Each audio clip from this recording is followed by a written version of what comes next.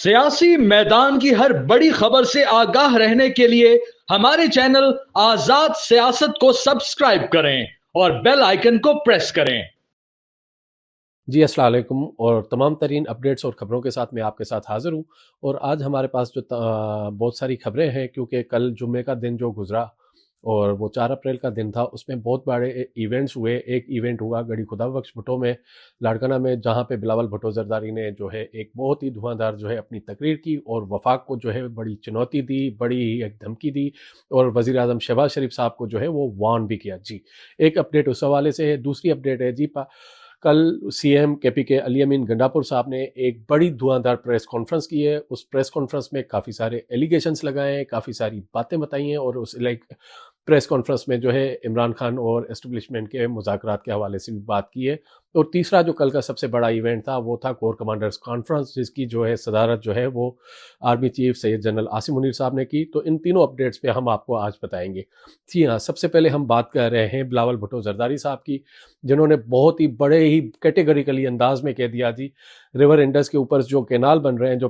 खास करके चोलिस्तान कैनाल बन रहा है, वो मंजूर नहीं है, क्योंकि वो सिंध की आवाम को मंजूर नहीं है। और इस पर जो है वो वज़ीर आज़म साहब को उन्होंने कहा कि ये फैसला आपको वापस लेना पड़ेगा, वरना हमें पता है हमें क्या करना पड़ेगा, क्या एक्शन से। तो एक तो उनकी जो तकरीर थी पब्लिक,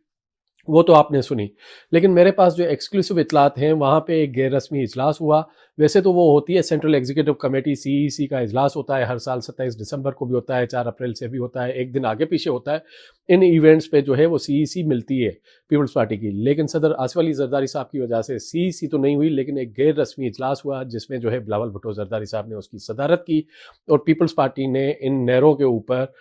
अगर बनते हैं तो क्या लाएमल होगा, तो पीपल्स पार्टी ने उनमें बड़ा डिसाइड किया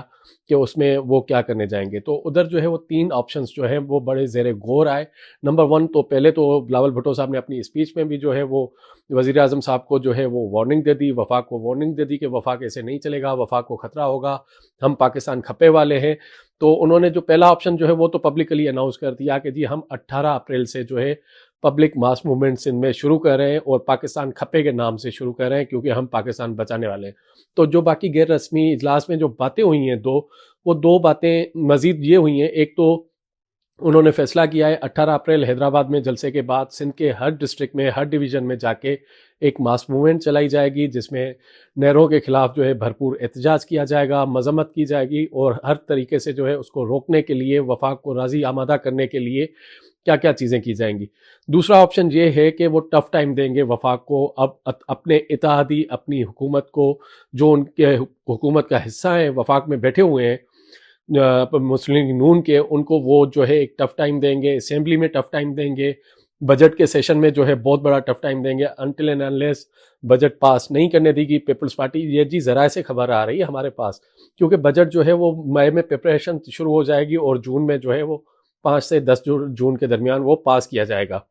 तो उस पे जो है वो पीपल्स पार्टी उसको रोकने की भरपूर कोशिश करेगी, जब तक वो कैनाल का मंसूबा वज़ीर आज़म साहब फैसला वापस नहीं लेते, पंजाब जो है वो चोलिस्तान कैनाल बनाना नहीं छोड़ते, जो ग्रीन इनिशिएटिव पाकिस्तान के तहत बन रहे हैं। तो ये पीपल्स पार्टी एक बड़ी मुश्किल में फंस चुकी है। तो दूसरा फैसला था उनका वो। तीसरा बड़ा फैसला है, लेकिन वो बहुत दूर का है, क्योंकि उस पर बड़ी जो चीज़ें थी, बड़ी एक डिस्कशन हुई, जो गैर रस्मी इजलास हुआ पीपल्स पार्टी का नोदेरो हाउस में, वहाँ पे वो जो तीसरा था वो था नो कॉन्फिडेंस मोशन। जी हाँ, no confidence motion against the prime minister Shehbaz Sharif के खिलाफ लाया जाए या ना लाया जाए। लेकिन इट्स अ टू अवे, क्योंकि पहला ऑप्शन उनका जो है वो मास मूवमेंट चलाना, जो 18 अप्रैल से शुरू कर रहे हैं, उन्होंने अनाउंस की है। उसके बाद सिंध के हर डिस्ट्रिक्ट, हर डिवीज़न में जाएंगे, हर शहर में जाएंगे, एहतजाज करेंगे, रैलियां करेंगे, धरने देंगे, जलसे करेंगे, हर तरीके से वफाक पे प्रेशर बिल्ड करेंगे। दूसरा ऑप्शन उन्होंने ये कहा है जी, पार्लियामेंट में जो है वो वज़ीर आज़म के साथ या हुकूमत के साथ जितनी भी जो उनकी सहूलतकारी होती है, या जितना उनके साथ जो है वो फैसिलिटेशन होती है, जितना उनके साथ जो है हम आहंगी से काम होता है, तो वहाँ पे उनको टफ टाइम दिया जाएगा। जिसमें जो सबसे बड़ा जो बिल आने वाला है वो है बजट बिल, जो बजट कैसे पास करवाया जाए, हुकूमत के लिए बड़ा मसला वो होगा। और हमने आपको बताया था कि अप्रैल के महीने में बहुत सारी कानून साजियाँ भी होंगी, वो कुछ हार्ड स्टेट से भी होंगी। लेट्स सी के उस पर पीपल्स पार्टी कहाँ स्टैंड लेती है और कहाँ खड़ी होती है। और तीसरा फार अवे जो हम आपको ऑप्शन बता रहे हैं, पीपल्स पार्टी के जो जराए हमें बता रहे हैं, जो नदौरा हाउस में जो इजलास हुआ है वहाँ पे ये इजलास हुआ है कि नो कॉन्फिडेंस मोशन हो, लेकिन it's a too far away के देखते हैं क्या होता है क्या नहीं हुआ है। यहाँ पे मुझे एक जो है वो नुसरत जावेद साहब का जो है वो तजिया याद आ रहा है। उन्होंने तजिया दिया था मोहम्मद मालिक साहब के प्रोग्राम पे। उन्होंने कहा था जी देखें जी, पीपल्स पार्टी जो है इस पोजीशन में है, वो नून लीग के भी साथ जो है वो हुकूमत में है, तो कल वो पीटीआई को भी कुछ ऑफर करके बेल आउट करके पीटीआई के साथ भी गवर्नमेंट में बैठ सकती है। ये नुसरत जावेद साहब का जो है वो था, क्योंकि पीटीआई में एक फॉरवर्ड ब्लॉक भी बनने जा रहा है। तो ये जो है वो नुसरत साहब का एक तजिया था। शायद जो है आगे चल के कुछ मामला इस लेवल पे पहुंच जाए कि नो कॉन्फिडेंस मोशन। तो इस वक्त पीपल्स पार्टी ने अपने तमाम कार्ड्स तो नहीं, लेकिन कुछ जो है वो पत्ते अपने जो है हुकूमत के सामने रख दिए हैं, खेल दिए हैं, हुकूमत को बता दिया है कि जी आप जो है नहरों का फैसला वापस लें, अदरवाइज जो है वो पीपल्स पार्टी जो है वो सिंध की आवाम के साथ खड़ी हुई है, हर जदोजहद में, हर साथ में। तो यहीं पे हम आपको दूसरी खबर देते हुए चले। जी हाँ, दूसरी खबर ये है कि सीएम अली अमीन गंडापुर साहब ने, जो सीएम खैबर पख्तूनख्वा है, उन्होंने जो है वो एक बड़ी ही सीरियस एलिगेशंस आयद किए हैं। वो एलिगेशंस जो है असद कैसर के ऊपर हैं, वो आतिफ खान के ऊपर है, शहराम तरकई के ऊपर है, एंड तैमूर झगड़ा साहब के ऊपर है कि इन्होंने करप्शंस की हैं, चीज़ें की हैं, इनको टिकट्स नहीं दी गई हैं। और ये कोई आज की बात नहीं है, क्योंकि पाकिस्तान तहरीक इंसाफ के अंदर जो है वो फॉरवर्ड ब्लॉक और धड़ाबंदी और चीज़ें पहले ही हम आपको बताते हुए आए हैं, अपने वीलॉग्स में भी बताते हुए आए हैं, आज़ाद डिजिटल के चैनल से भी आपके पास जो है वो खबरें आती रही हैं कि तहरीक इंसाफ जो है पूरी टूट फूट का शिकार है, क्योंकि एवरीबडी जो है वो अपना जो है पावर इस्तेमाल करना चाहता है, पावर में रहना चाहता है। इवन उन्होंने शेर अफजल मरवत और दीगर लोगों को भी निकाल दिया है।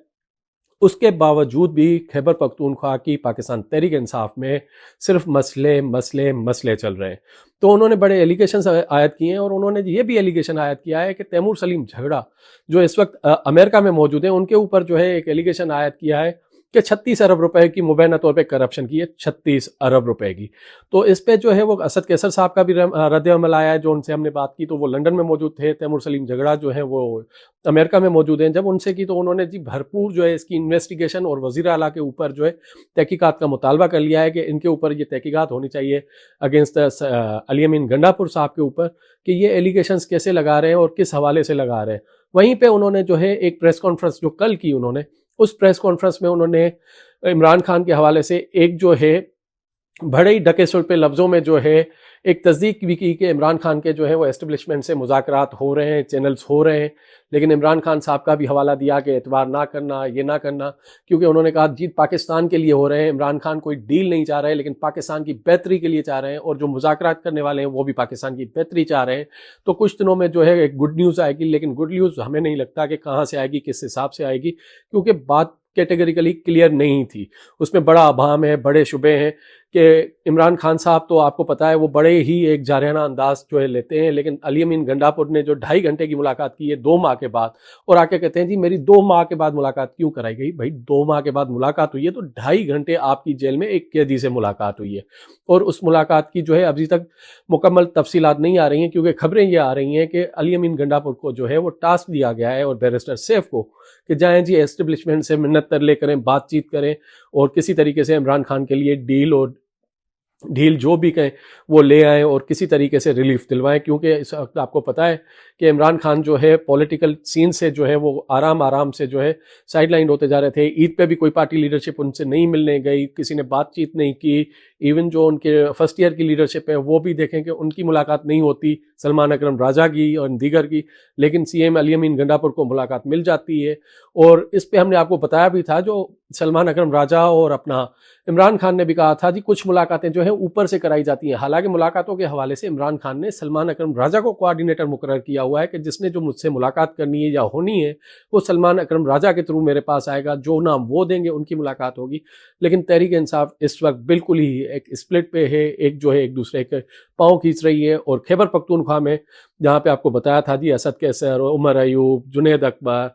एंड जी अली अमीन गंडापुर, इवन बैरिस्टर गोहर जो चेयरमैन है पार्टी के वो भी हैं। जब इस प्रेस कॉन्फ्रेंस के बाद आज रात जो गुजरी है उसमें जो है बैरिस्टर गोहर ने जो है अली अमीन गंडापुर से बात बातचीत की है और उस पर उनको कहा है जी इस मामले पे ज़रा आप थोड़ा सा सब्र और तहमुल से काम लें और चीज़ें लें, और जो इन्वेस्टिगेशन हैं एलिगेशन है वो पब्लिकली नहीं लगाए जाएं और पार्टी को आगे लेके चलना है। लेकिन लग यही रहा है कि इस वक्त पीटीआई की लीडरशिप खुद एक कन्फ्यूजन का शिकार है, जिनको कोई फैसला क्लियर कहीं से नहीं आ रहा, क्योंकि सियासी कमेटी और जो कोर कमेटी है पीटीआई की, उन्होंने इन एलिगेशंस के ऊपर जो है कंप्लीट जो है मुतालबा किया है कि अली अमीन गंडापुर के ऊपर जो है एक पूरी तहकीकात होनी चाहिए और आवाम के सामने लाया जाए, और ये तमाम सब चीज़ें जो है इमरान खान साहब के नोटिस में लाई जाए कि ये इससे जो है वो पार्टी कमज़ोर हो रही है, पार्टी मजबूत नहीं हो रही है। और वैसे ही पीटीआई जो है काफ़ी अरसे से जो है एक बहुत ही बड़े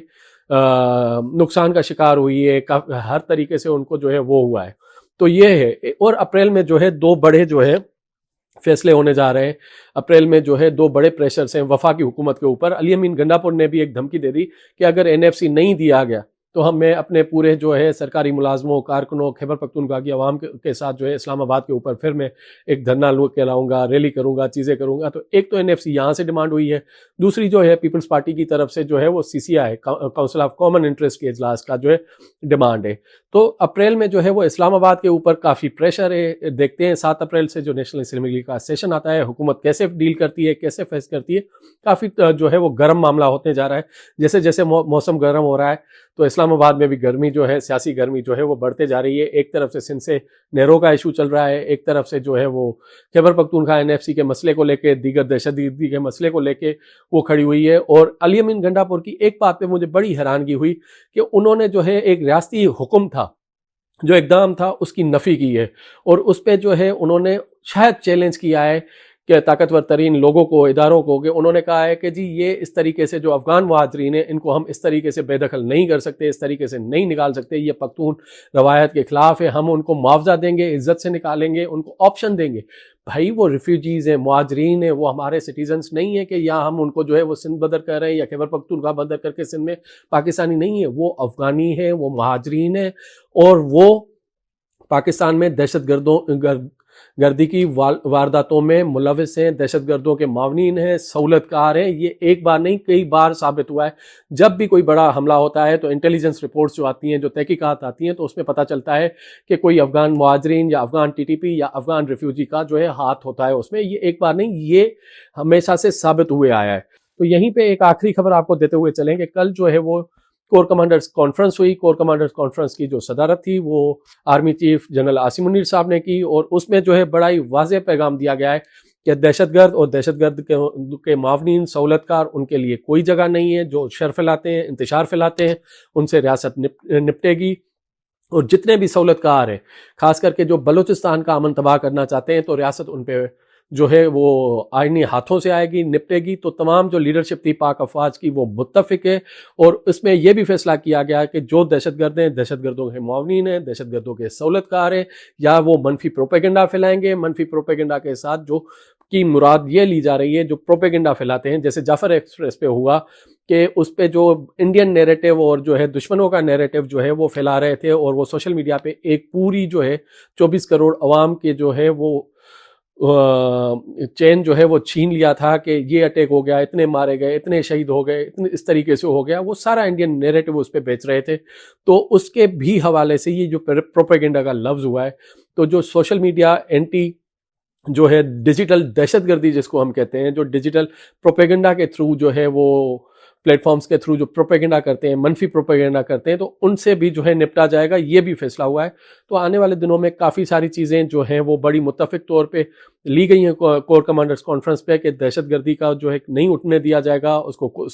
उसका सर कुचल दिया जाएगा, और तमाम इदारों को जो है वो नेशनल एक्शन प्लान के मुताबिक जो है वो काम करना चाहिए। और जो हार्ड स्टेट की पॉलिसी है, जो इस इजलास पे तो नहीं कही गई, लेकिन हार्ड स्टेट की पॉलिसी जिसके हवाले से जो है काम उठाए जा रहे हैं, तो उस पर बड़े ही काम हो रहे हैं। और आगे चल के आपको देखा जाएगा कि पाकिस्तान अमन के लिए, अफवाज पाकिस्तान अमन के लिए हर मुमकिन इक़दाम उठाने को तैयार है। जी शुक्रिया।